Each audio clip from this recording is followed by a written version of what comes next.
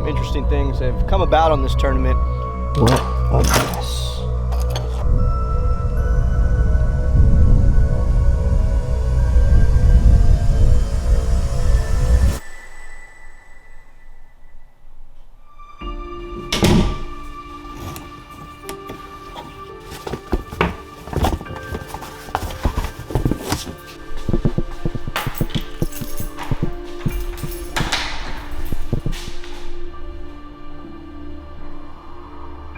Y'all hear that? Dude, it's windy. Holy smokes. 3241. You guys seeing that? 32 mile an hour, sustained 41 gust. Wow. Look, you guys know me, I get a little crazy sometimes, and I'm gonna put a dual motor setup on my autopilot. Why? We'll talk about that. The Autopilot series from Old Town Kayaks is without a doubt the most advanced motorized kayak in the world. But there are a few things that I need to modify in order to stay competitive in the saltwater world. Today, we're throwing on dual motors to make it the most versatile inshore kayak that I've ever been on. A new episode of Next Level Fishing TV Top Gear series starts now.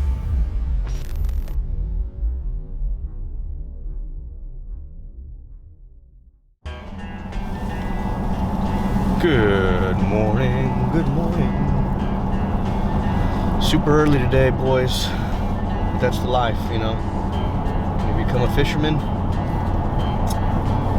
just find yourself waking up before anybody else. You know, you wake up during that graveyard shift. And, you know, it's special. I love it. I love it. I wouldn't trade it in for anything. I feel like I'm out there just on the water, waking up when everybody's asleep.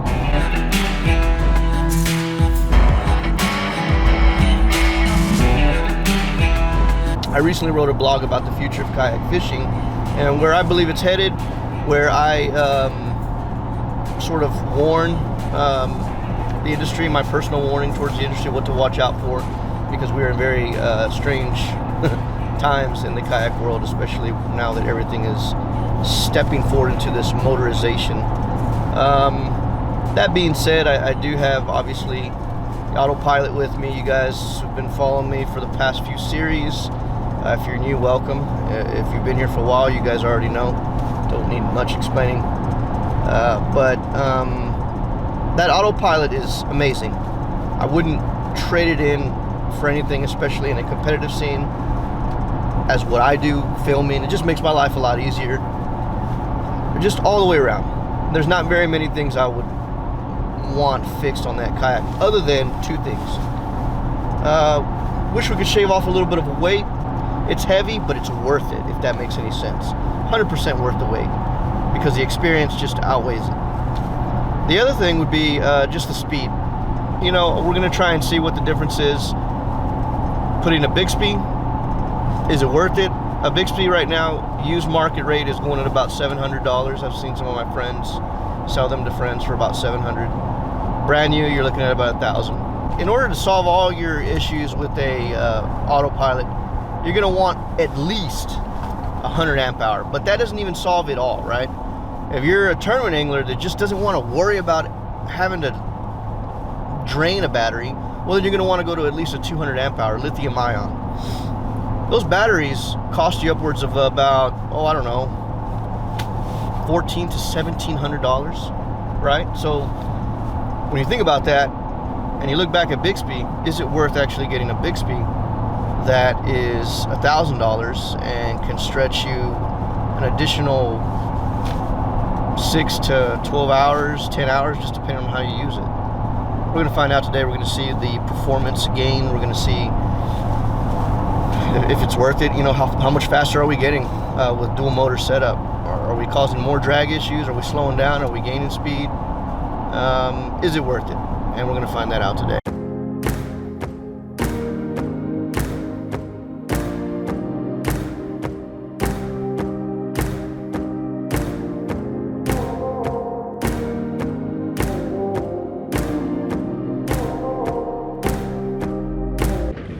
All right, guys, let's go ahead and begin our little test here. So as of right now, all I've got is the Minn Kota running, and I have it on number 5, so that's half throttle. Moving at about 2.2, 2.3, going against current. So just to kind of give you a little idea of how fast this boat can sort of cruise at 2.2 going against current. Yeah, if you're idle with it, or if you're obviously going with it, you'll definitely break over 3. I do that quite a bit. All right, so let's just see how much of an assist. Let's crank it up a little bit. I'm gonna go 1 speed on the Bixpy. So from 2.3, I'm going 2.4, 2.5. It's holding at 2.5 against current. Let's go to speed number 2 on Bixpy. I'm showing you the incremental jumps. 2.7.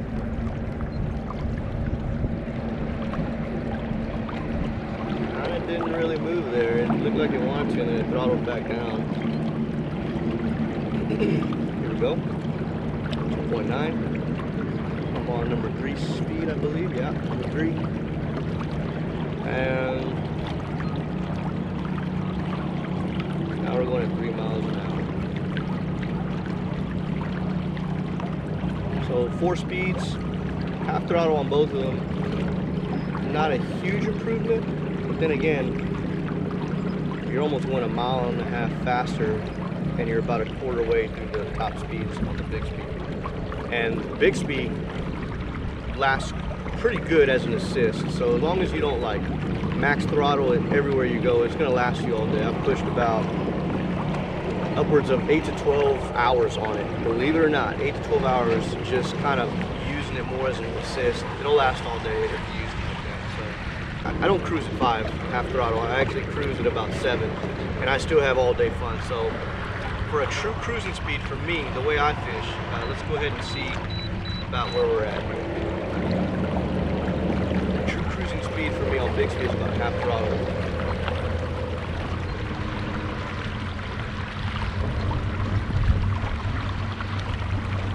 So all that being said, going against current, I'm going 4 miles an hour as a cruising speed. That's pretty darn good.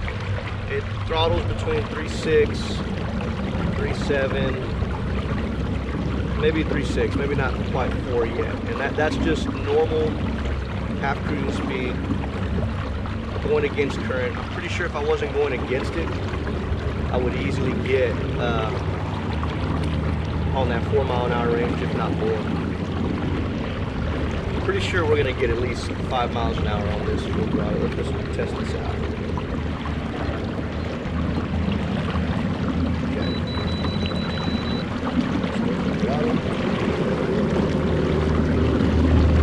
Oh yeah.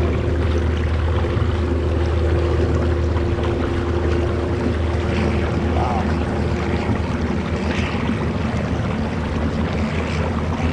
About 4.6, 4.7. With everything maxed out, it's pretty good. So if I wasn't going against current, I'm expecting this to break 5 miles an hour easily. If I cut Bixpy, going at 3.7, 3.6, I'm dropping a whole mile per hour. If I'm cruising these conditions, going 3.0. Not bad, 3.0. Check this out. And so this is where it gets crazy for me, all right? I'm sitting on a lead acid battery, heavy, right? Nobody wants that, but yeah, I just don't feel like going out there and spending $1,700 for a 200 amp hour, or I don't feel like going out there and spending $700 to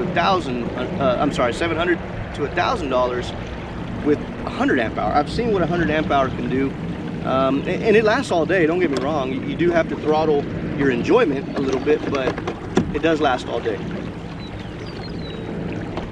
But if you're going to tell me that I need to spend $1,700 for a 200 amp hour battery, why wouldn't I just spend $1,000 and get dual motor setup, right? I mean, doesn't that just not make much more sense? You get a little bit more torque, you get a little bit more security, If one battery fails, you've got another one as a backup. I mean, there's just, the list goes on and on as to why I thought this was a little bit more beneficial. And I don't even know why. It never even crossed my mind, because I've had this on my other kayak. And I was like, okay, I'm getting ready to pull this trigger, and I'm sitting here and I'm like, wait a minute, why am I doing this? I've got another motor right here. And this autopilot has a power pole, sort of the braces for it, the pattern. And Bixpy makes that plate that fits right into it. So here we are, man. It's pretty dope, and I do think it's worth it. You know, if you can get a used $700 one off your buddy, then I would encourage you guys to do it. You know, it's obviously getting close to 5 miles an hour on this thing, going against current. Coming back, I will most definitely throttle it again and see if we get an increase, but I'll take 5 miles an hour all day, probably plus. You know, I haven't done it yet, right? These are the conditions that we're being dealt right now. I'm willing to bet that I can break 5 miles an hour pretty easily with neutral conditions. So we'll see what's up. Anyway, I'm not gonna end it here, man. Let's go see if we can catch some fish. The reason I want to do this is because competitively, I can cruise this kayak pretty shallow, right? Where I have issues is probably around that 1, 2, 3 inch range.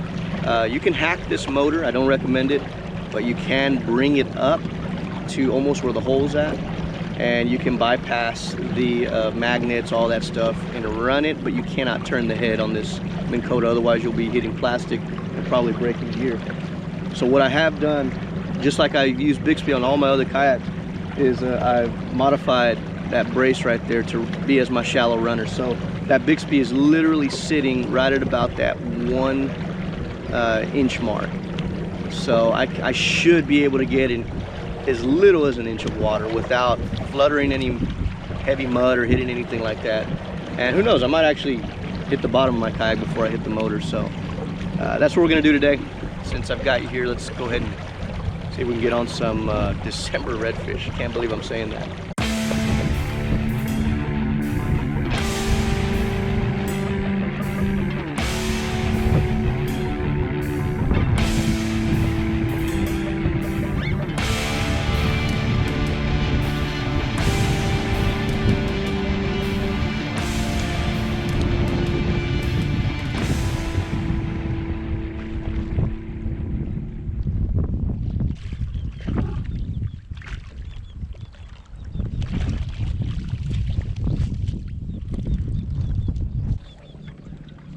Right at about 5 pounds.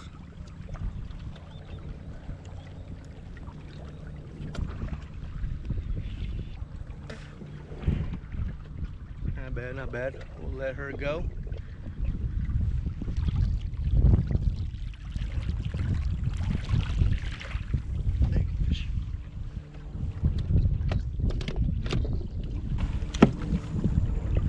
And in case you're wondering what the setup is today, it's a 30-pound fluorocarbon leader. Good old white and yellow. And fishing and garlic. See if we can find another one moving out here.